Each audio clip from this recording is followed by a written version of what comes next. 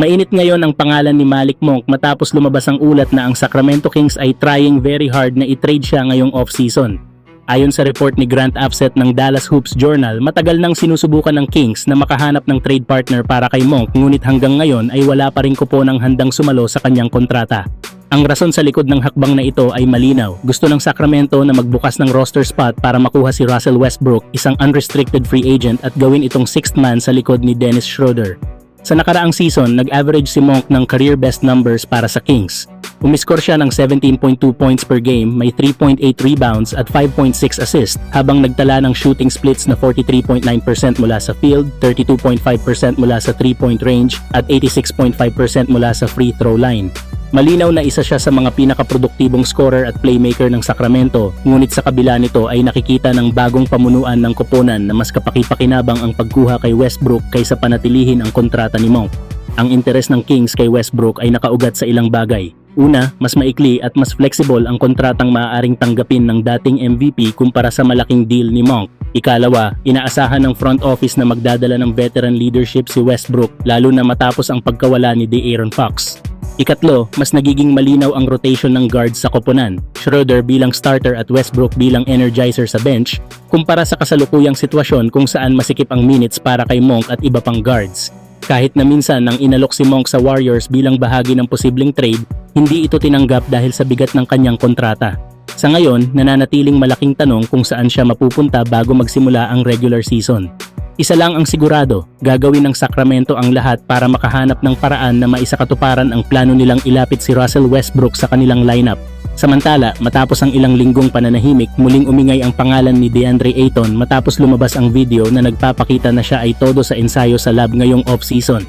Kitang-kita sa mga clips ang seryosong paghahanda ng big man mula sa footwork, post moves, mid-range shooting hanggang sa conditioning drills. Patunay na determinado si Ayton na patunayan ang kanyang halaga ngayong paparating na season. Para sa Los Angeles Lakers, napakalaking bagay ng pagbabalik kondisyon ni Ayton. Alam ng lahat na matagal nang kulang ang Lakers sa consistent at dominanting center na makakapuno ng interior defense at makakapagbigay ng reliable scoring sa shaded lane. Ngayon, sa tulong ng kanyang height at versatility, may kakampi na si LeBron James at Luka Doncic na kayang sumalo ng bigat sa ilalim, magbigay ng rim protection at maging steady option sa pick and roll. Bukod sa depensa, magiging susi rin si Ayton sa pagpabilis ng laro ng Lakers. Ang kanyang kakayahang mag-rebound at agad mag-outlet pass ay perpektong complement sa playmaking ni Luka, habang ang presence niya sa paint ay magbibigay ng mas maraming espasyo sa perimeter shooters. Sa madaling salita, si Ayton ang pirasong kayang magbalanse sa opensa at depensa ng Lakers. Kung mananatiling disiplinado at tuloy-tuloy ang kanyang pag-iensayo, posible na maging X-factor si Ayton para sa kampanya ng Lakers ngayong season.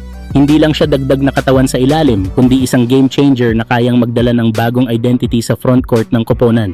Samantala, nagbabalik ang isang dating all-star. Muling pinag-uusapan ngayon si Victor Oladipo matapos lumabas ang mga workout clips na nagpapakita na unti-unti na siyang bumabalik sa 100% na kondisyon. Mabilis ang kanyang mga galaw, matatag ang depensa, at muling bumalik ang kumpiyansa sa kanyang shooting touch. Eksaktong katangian ng isang Oladipo na minsang itinuring na isa sa pinakadelikadong two-way guard sa NBA. Kung babalikan, isa si Oladipo sa mga pinaka-explosive na gwardiya noong prime years niya sa Indiana Pacers. Nakilala siya sa kanyang relentless defense, kakayahang umatake sa rim at clutch scoring.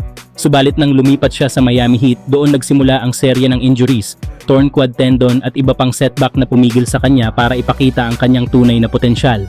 Kung hindi lamang siya tinamaan ng malulupit na injury, tiyak na mas mataas ang naabot ng kanyang karera at baka kabilang pa siya ngayon sa top guards ng liga. Ngayon sa kanyang pagbabalik, lumalabas ang tanong, saan ba siya mas swak na makapag-restart ng karera? At dito pumapasok ang pangalan ng Los Angeles Lakers.